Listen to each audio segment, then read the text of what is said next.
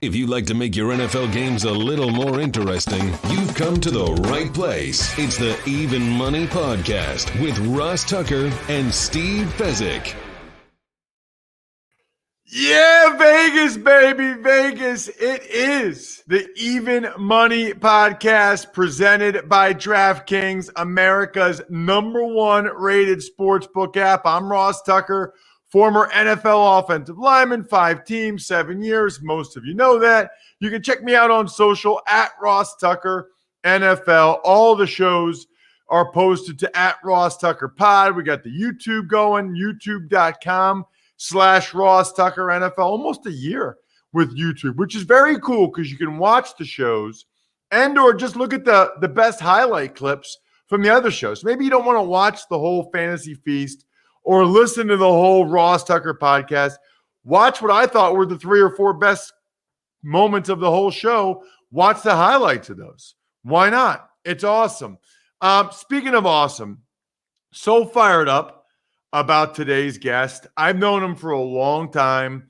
He's been on the show. In fact, he was on the show a year ago, right in the middle of everything going on with the pandemic.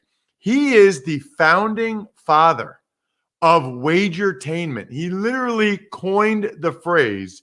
And with Steve Fezzik out this week on assignment, I could think of no one better than my buddy Nick Kostos, the host of You Better You Bet, 4 to 8 p.m. Eastern Time every day on the Odyssey app. Check him out on social media at the Kostos. Nicky, how we doing?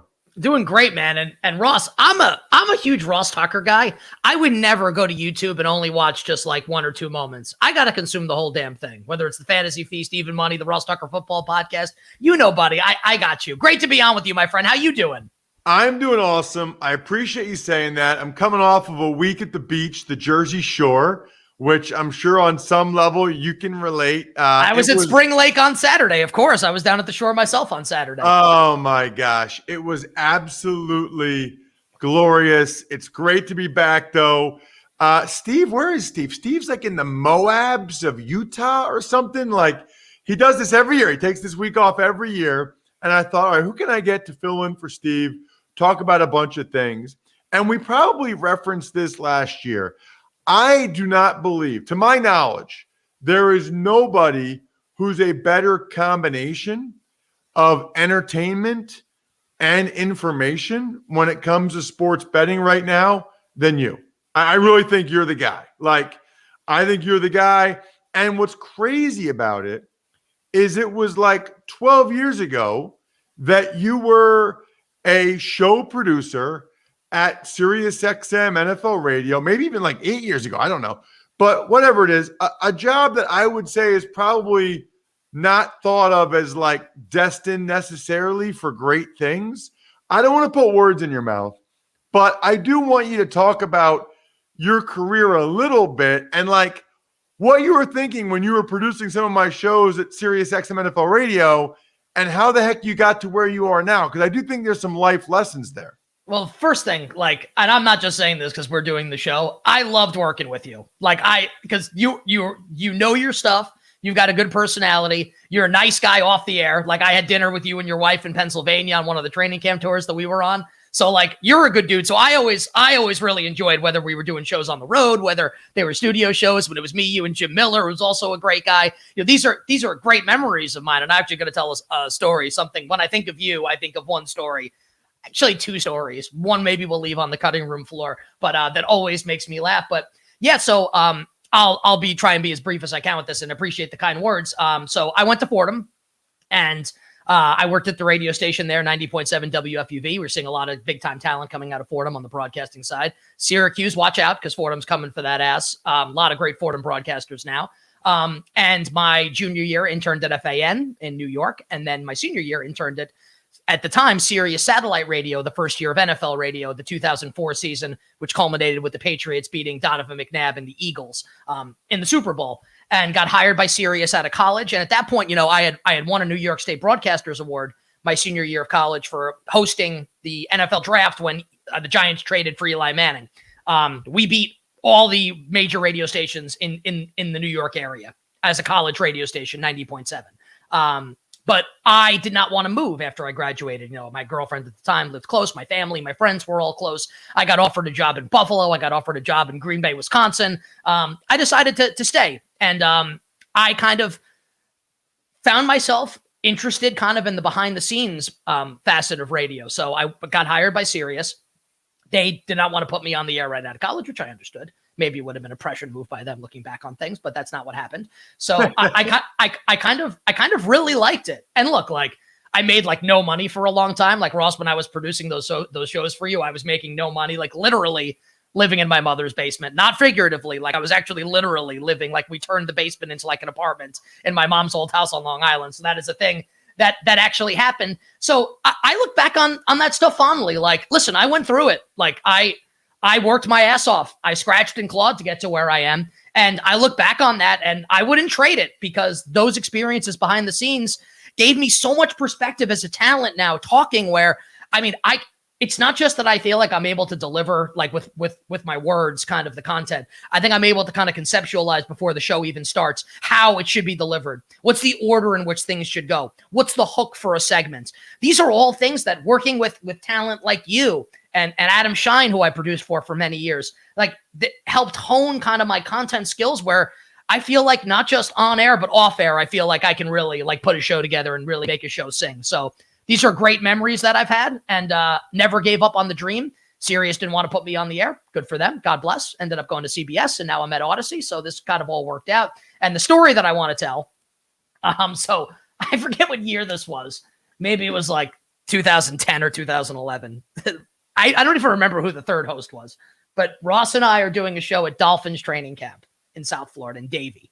And for people that are unfamiliar with weather in South Florida, like I lived there for 3 years, you will be in paradise 1 second, and then the apocalypse is on nigh the next.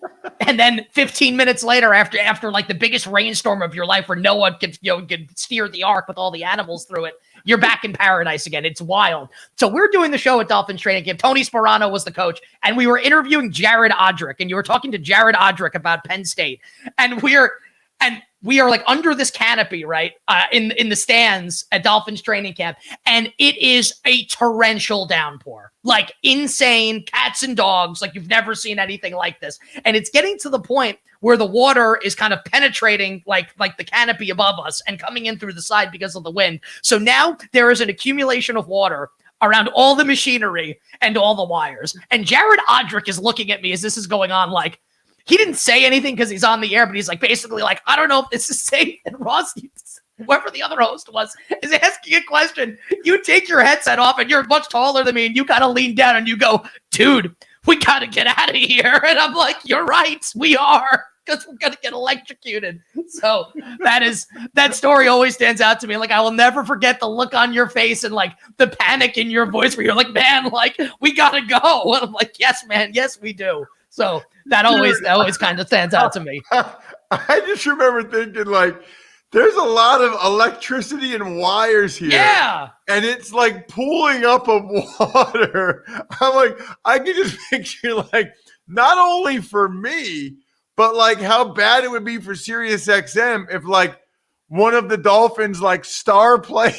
Jared Odrick, 2nd round pick out for the season. Why? Electrocuted on moving the chains.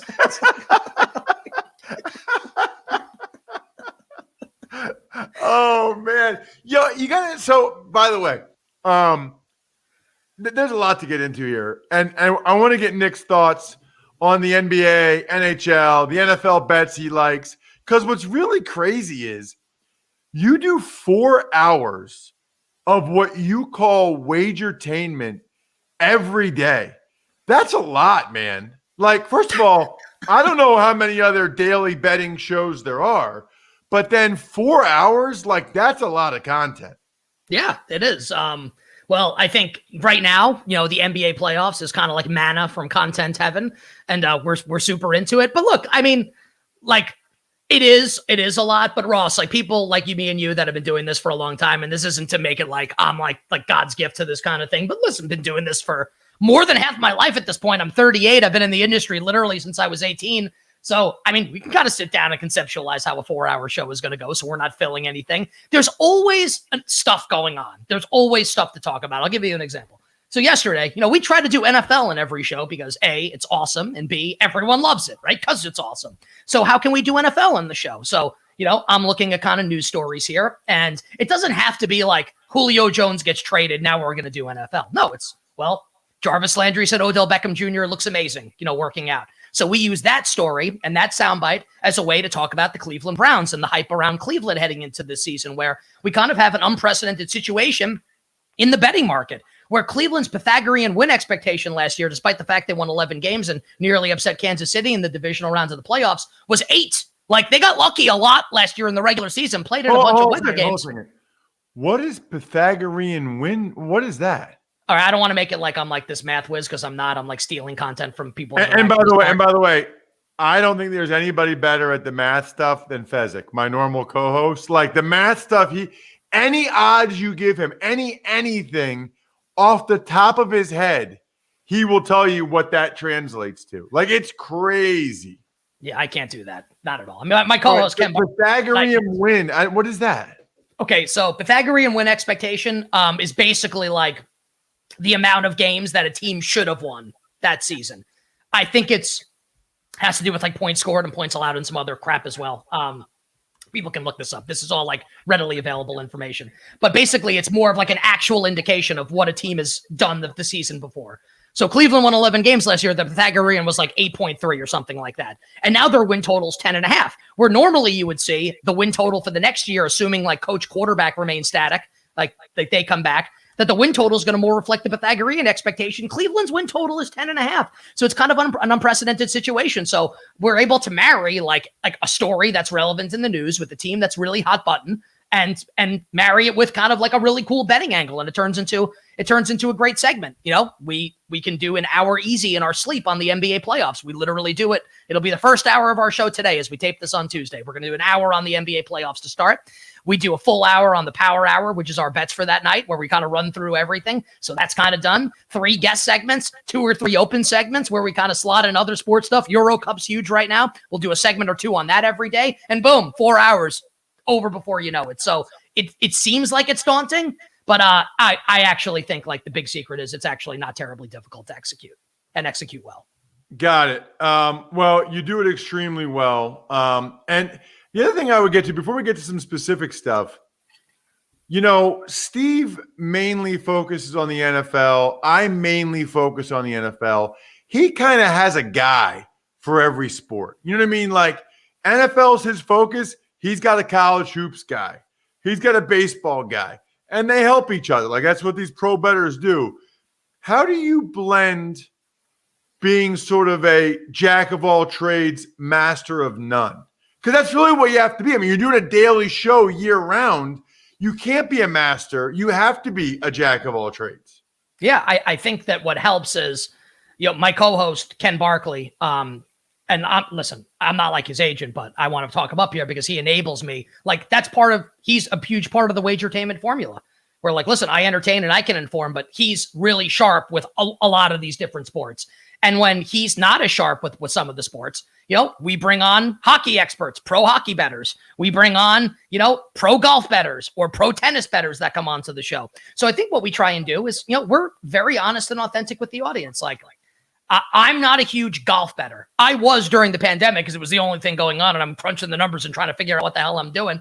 I'm not a huge golf bettor. Now, I will do my research and I'll give golf bets out on the show, but we have experts come on to kind of give their golf bets, and we highlight those experts. So I think that's kind of how you do it. You just be honest. I think that I've been watching sports for over 30 years. So I have, all the major team sports. I know inside and out. I can talk about those easily. But when it comes to other sports, if I don't know, I'm going to tell you I don't know. And then we're going to bring on someone who does, and we're going to highlight that person. I think that's how you do it. All right. I do have a golf bet because we know what's coming up this weekend. 3rd major of the year. How about this? How about this bet? DraftKings is giving you 100-1 odds on Bryson DeChambeau sinking at least 1 birdie this weekend. Seems like a strong bet. Yeah, are you kidding me? 100-1 odds. Unless he's in his head about the match for next week. But I think that's probably going to be an easy winner, probably cashed on Thursday. If he doesn't get a birdie, something's very, very wrong. So if you want essentially a free $100, okay, go to DraftKings Sportsbook, use the code Ross to turn $1 into $100, which is amazing. All right.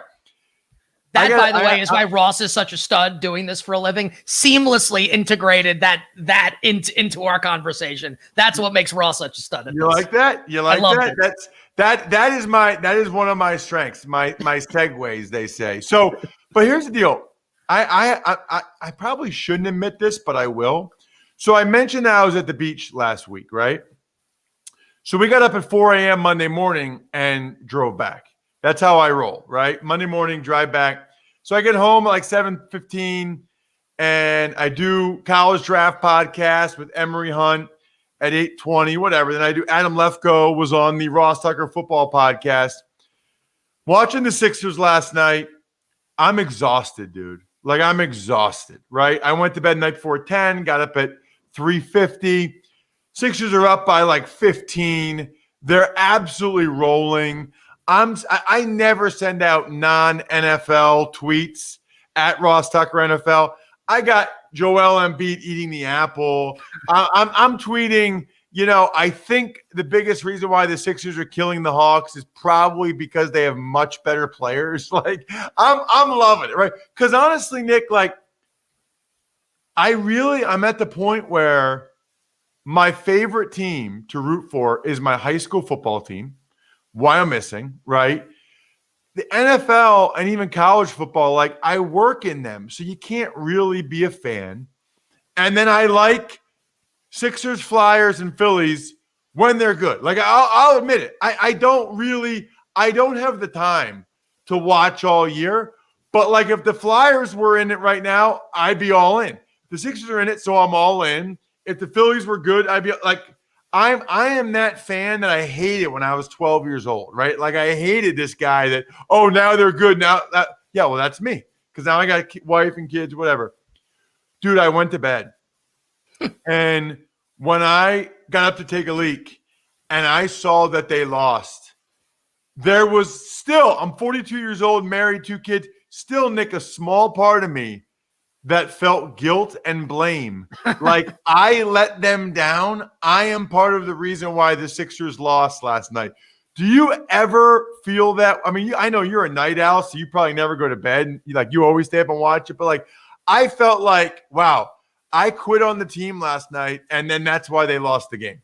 Well, I went to bed last night in like the third quarter of the Clippers Jazz game, and I had a sizable bet on the Clippers, and I woke up at like 3 a.m. and I like looked at my phone just to make sure that I covered the bet, which I did, which was great. So that does happen every once in a while. Look, I think it's kind of like one of the dirty little secrets of this field. And look, I'm hyper sports fan and have been my whole life. 16-year-old me would absolutely despise 38-year-old me in terms of being a sports fan. Because I got to tell you, bud, I don't care anymore, man. Giants lose.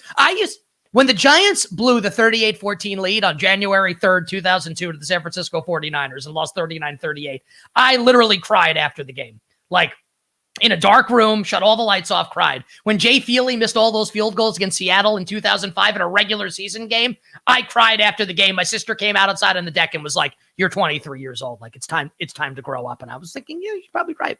I don't care now. I don't care about any of this stuff.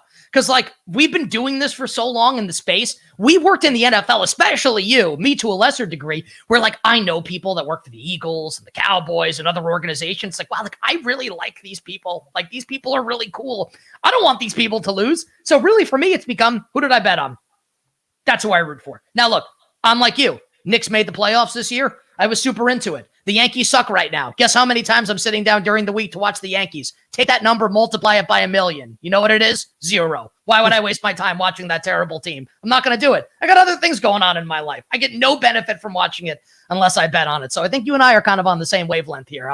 I wish it were kind of different, but this is kind of the path we've chosen. We get paid to talk about sports, so it's hard to be as invested as a fan. All right, give me some NBA bets that you like right now. Could be Bucks Nets tonight, could be Sixers Hawks tomorrow night, or Clippers Jazz. Maybe it's a series line. Maybe it's a team to win it all. Like whatever you got on the NBA that you think is strong, I'd love to hear it. Well, I am very invested in the Clippers in the series against the Jazz. They went down 1-0. I put a series bet on the Clippers. They went down 2-0. I put a series bet on the Clippers. I bet the Clippers in game 3 and game 4 of the series shifting back to Los Angeles. The Clippers covered all of those. I still think the Clippers. Why are you so into them? Well, I just feel like the Clippers, Utah's kind of, the Jazz do what they do and they do it well, but they only do what they do. Like they can't do anything else other than what they do. And like when they're making all their threes, like they're probably going to win. They can win a championship if they get super hot for an extended period of the time. But the Clippers can have answers for them. And we kind of saw the Clippers do this with their rotation in the series against the Mavericks, where they fell down 2-0 in the first round. And then they eventually figure it out with their rotations and they quote unquote like solve a team and what that team's trying to do. And then at the end of the day, they've got like two of the best players and certainly the best player on the court. Maybe not against Dallas. When Dallas had Luka, who's like transcendent, but I think Kawhi's the best player in the series, with apologies to Donovan Mitchell. So I think the Clippers have clearly shown you that they've solved the Jazz to a degree here. And watching games 1 and now maybe Mike Conley comes back and make things a little different. I still like the Clippers, but in games 1 and game 2, the Clippers should have won game 1.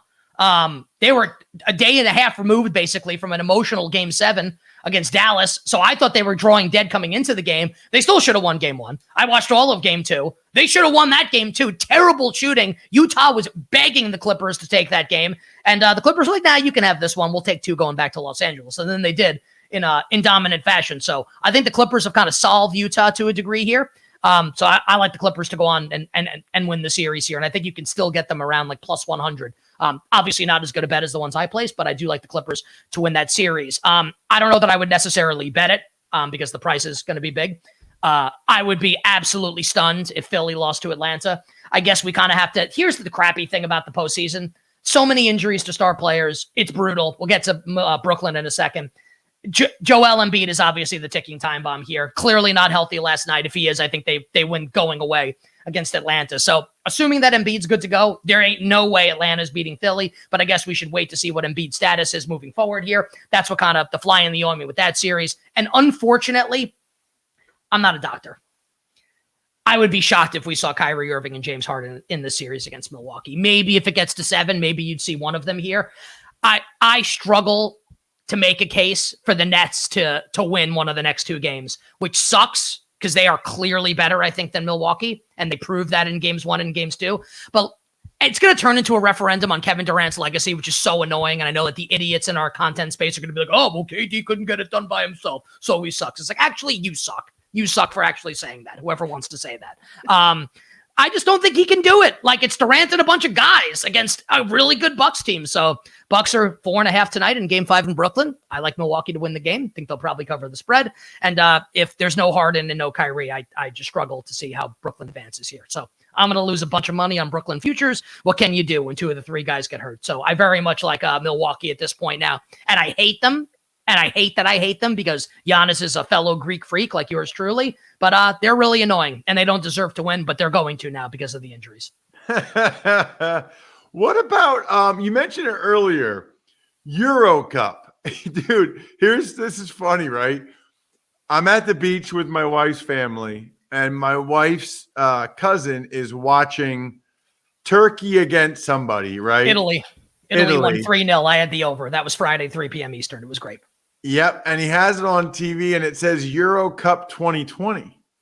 And I'm like, are you really annoying. into this? Yeah. I go, are you really into this? He played soccer like in high school, was really good.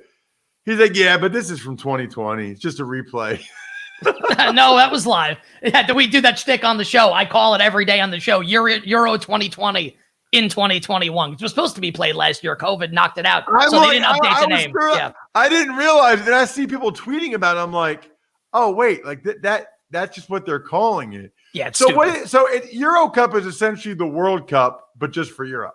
That's right. And it is absolutely magnificent. And I love soccer. It's actually probably my second favorite sport behind American football. I love soccer. Love betting on soccer.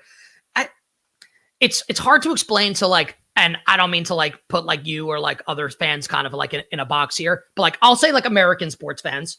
I think it's hard to kind of like explain to people that are not kind of vested in it or have not paid attention to it how awesome it is. It's not just kind of what goes on the pitch, they call it, but like the drama that goes on behind the scenes it's tabloid stuff to like the nth degree, and it is absolutely massively entertaining. And then you add in like geopolitical intrigue, right? With like countries that hate each other, that have been like at war with each other in the past, have to play each other in soccer. Like it's just awesome, man. And I enjoy the game and like the cat and mouse stuff that goes on the pitch line. Once you actually like realize that, like actually what's happening, it kind of elevates it to a new level. But I watch every game. I bet on every game. I am like massively into the Euro Cup right now. Got it. All right. So, do you have a bet there for people? Like, do you have something you like? Yeah, man. Do I have a bet? Let me see here. Because I have I can give you like 25 bets if you'd like right now, because I have them all written down here. Some you of have a notebook. You don't have like a spreadsheet or anything. You have like an old school handwritten notebook. Bro, I write everything down. It's all written down. I've got like a million notebooks. Hold on a second, though. I am transitioning as we speak from. I got a bunch of notebooks for like each business. Hold on 1 second. Probably not supposed to do this during a show. Keep talking. Say something. All right. Yeah. So yeah, I'll give some bets out. Well, I don't know when this podcast is going to post, but I like Germany to beat France today. That game's Tuesday at 3 p.m. Eastern. I kind of think Germany's got a good chance to win the whole tournament. I've got an outright on Belgium to win the tournament. They're going to get Kevin De Bruyne back. I know Ross is a big Kevin De Bruyne fan. They're not going to win it. Belgium's not beating Italy and England and Spain and Germany. Yes, Belgium's significantly better than both England and Spain. Maybe you can make a case that Italy could beat them. Belgium will definitely beat England and absolutely beat Spain. Is Belgium... This is where I get in trouble. Belgium's the same as Wales, right? No. They're not? I don't even... What are people from Belgium called? You are the dumbest person to ever graduate from Princeton. What are people from Belgium called? Belgian. Have you ever had a Belgian waffle? Where do you think it comes from? Scotland? Thailand? Here's what I wanted to show you. So I've got, as you know, Go Big Recruiting and my front page story, and then I got the podcast business. I have a notebook for each of them.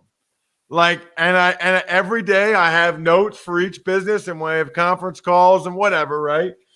I'm transitioning away from this because when you're traveling or something, you don't want to be bringing all these notebooks, and it's not easy to go back to previous pages.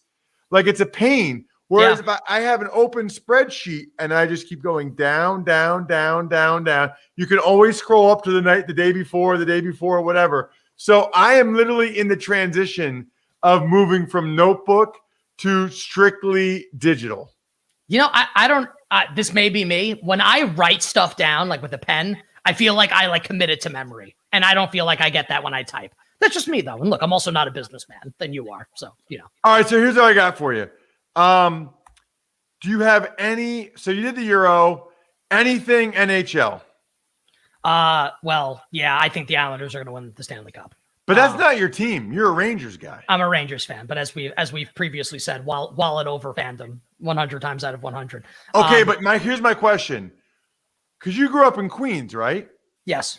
Okay, so I would think most Queens people Islanders or Rangers? I would say there's definitely more Rangers for sure. But my grandfather grew up in the Bronx, so we are a Yankees, Giants, Knicks, Rangers family, passed down from my dad to me, to my children eventually. So yeah, my grandpa grew up in the Bronx, a fan of those teams, and that's why I root for those teams. Okay, here's my question though. Do you kind of adopt the Islanders a little bit for the playoffs? Do you kind of root for them because you grew up near there, you live near there, or not at all? If I didn't do what I do for a living and I was an accountant or something, I would probably root against the Islanders, and I'd probably be like, oh, Rangers, huge rivalry, screw the Islanders. But okay. But no, I mean, I bet on the Islanders against the Penguins because Christian Jarry's an absolute mess. That was an easy bet. I took them against the Bruins because Tuukka Rask clearly wasn't 100%. Those were easy bets. I bet them like the price before the Lightning series, the Islanders were plus 225. That price should have been like at best minus 180 Tampa, like plus 150 Islanders. Like that was a crazy insulting line. That's an easy bet to make. Then the Islanders win game one. And now the Islanders are basically like even money. Nice little synergy there to win the series now. Of course they are because the two teams are like identical. I think the Islanders are going to beat Tampa. And then I think they've got a great chance they'll be the underdogs against Vegas. I'm riding the Islanders to the finish here, one way or another. Your favorite NFL bet right now might get you on again before the NFL season, but your favorite NFL bet, whatever it can be, a season win total, MVP, comeback. I thought you were going to mention Odell as comeback player of the year when you said we use that clip from Jarvis Landry, blah, blah, blah. Your favorite NFL related bet right now. I want to give you a win total, and then I'll give you a division bet that I really like. Okay. We'll see what happens with Deshaun Watson. I don't know that he, A, plays the season, or B, plays with Houston. Let's assume Watson doesn't play. I think the Texans could realistically go 0-17, 1-16, 2-15. The roster is absolutely dreadful. That is a terrible roster. I'm not trying to bang on the players on the team. It's not meant to be insulting. Just the fact of the matter. I don't see you're going to hang a 4.5 win total in a 17-game season with that team. I'll gladly take the under on the Houston Texans. So that's one that I'm definitely eyeing. It's funny because I was kind of like on the Jaguars over as a result of Houston being bad, and I was down on Tennessee. I think the Julio Jones trade's a big deal for the Tennessee Titans, so I don't know if I like the Jaguars as much now. But I want to go to the NFC East. I feel like people are sleeping on Washington a little bit. Their odds were crazy a couple months ago, like plus 375 to go back-to-back and win the NFC East again. When kind of I was saying on my show, You Better You Bet, for a while, all this team needs is like even like a semi-legitimate starting quarterback. And this team's ready for primetime, man. And look, Fitz has his warts. He'll look like Marino one week, and then he'll look like, like Kevin Cobb the next. So like we do see that sometimes from Fitz, but I think Fitz is more than capable of getting the ball down the field to McLaurin. Love the signing of Curtis Samuel coming over from Carolina into an offense and with a coaching staff that he's familiar with, obviously, with Ron Rivera and Scott Turner. Love Antonio Gibson, Logan Thomas, Brown, the speedster out of North Carolina. The offensive line, the defense is obviously really good. A coaching staff there. I don't know that Ron Rivera is Lombardi, but like I think he's definitely like one of the better coaches in the NFL. I'm not a believer in Dallas because I think that defense stinks, and I think Mike McCarthy was like shockingly bad last year. And like I like Mike, used to come on. I used to talk to him off the air. I made it like we were like good friends. We weren't. Probably doesn't remember me. But anyway, he was a really nice guy. In any event, I thought he did a really poor job last year. I know you like Micah Parsons, but I mean, really like another off-ball linebacker with like a top draft pick. I thought that was poor. Dallas getting outmaneuvered for J.C. Horn and Patrick Surtain. So love the offense. Lions should be better. They'll score points. I don't trust the defense. And I don't think Dan Quinn is necessarily like the ointment to cure all their ails. And then the Giants, I want to be high on. That's my favorite team. I want to be high on them. If Daniel Jones is good, I think they can be very good. Here's the issue. I don't think he is good. So it's hard for me to like the Giants to make a lot of noise. Ergo, I think Washington's kind of pretty undervalued right now in that division, the NFC East, to win it and go back-to-back. At the Kostos, you must follow this man on social media. Look, I'm just telling you, he's a star. People will realize over the next 5 years how much of a star he really is. Follow him on social media, The Kostos, founding father of Wagertainment, which I love. He's the host of You Better You Bet, live 4 to 8 p.m. Eastern time on the Odyssey app. I do go on that show from time to time. I enjoy doing it. Nicky, you're the man. Thank you so much. Fantastic. Ross, thanks for having me, man. And the other story that I was going to tell involved me and you at Buca di Beppo in Indianapolis for the scouting combine and a beer named Rossi, which you really like because it has your name in it. It's another great story. But thanks for having me. Always happy to come on with you. That was amazing. Kostos is amazing. Fezzik will be back next week. Other than that, good luck. Hope you guys win some money. Thanks for listening to the Even Money Podcast. Make sure to also subscribe to the Ross Tucker Football Podcast, The Fantasy Feast, Business of Sports, and The College Draft. All available at Apple Podcasts, rosstucker.com, or wherever podcasts can be found. A lot of times on the show, I mentioned DraftKings. Here's what you need to know. You got to be 21 or older, New Jersey, Indiana, or Pennsylvania only. New customers only. Restrictions apply. See DraftKings.com/sportsbook for details. Gambling problem, call 1-800-GAMBLER, or in Indiana, 1-800-9-WITH-IT. By the way, if what I was talking about included a deposit bonus, doesn't always, sometimes it does. Deposit bonus requires 25 times playthrough, and deposit bonuses are paid out in site credit.